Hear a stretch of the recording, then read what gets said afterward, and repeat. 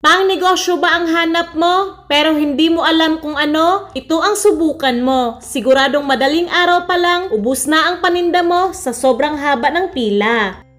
Kawali na agad, wag na mag-bowl para bawas hugasin. 1/2 cup harina, 1/2 cup cheese powder. Ito yung gamit ko nabili ko sa supermarket. 2 kutsarang asukal, kahit anong kulay, i-push mo na yan agad.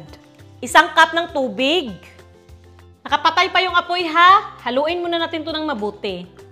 Uulitin ko, nakapatay yung apoy. Haluin lang natin ng mabuti, no?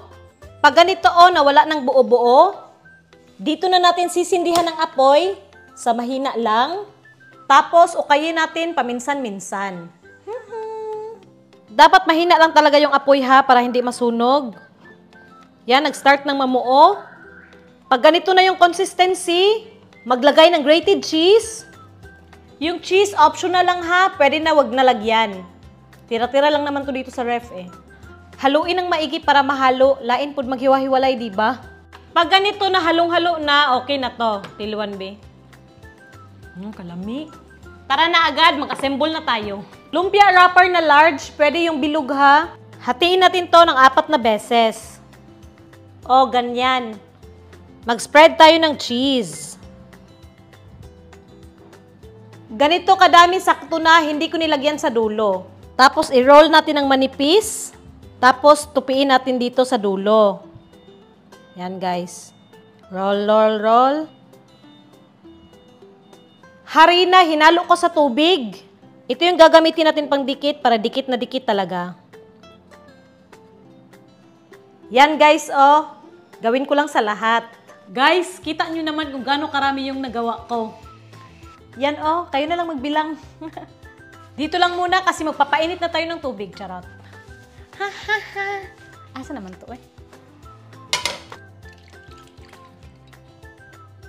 Okay na yan. Hindi ko to lulutuin lahat ha. Pinakita ko lang sa inyo kung gaano karami yung pwedeng magawa sa 1/2 cup ng harina at 1/2 cup ng cheese powder. Pag pakiramdam mo naman na mainit, lalunod na natin. Lutuin lang natin hanggang maging pink, charot. Hanggang maging golden brown.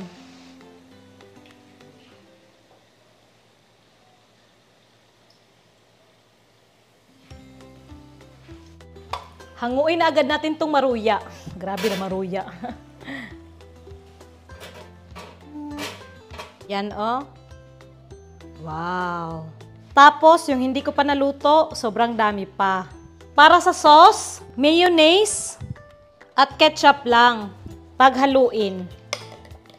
Okay na yan. Subukan nga natin. Init, Zuzay.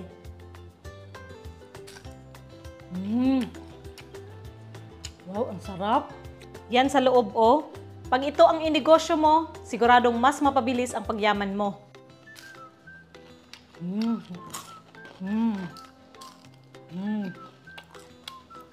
Legit yung sarap, guys. Wow.